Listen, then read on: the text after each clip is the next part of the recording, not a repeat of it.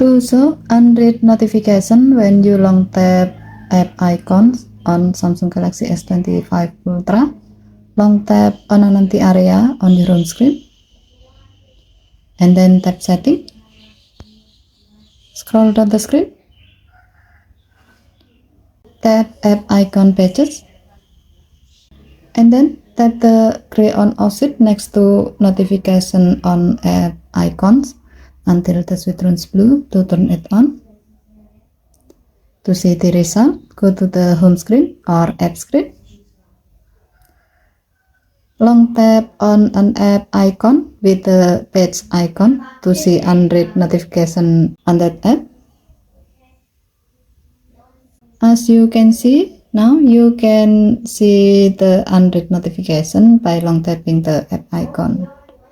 Given to the function, you can enable this feature if you want to get a quick preview of notification without opening the app, letting you decide what needs your attention right away.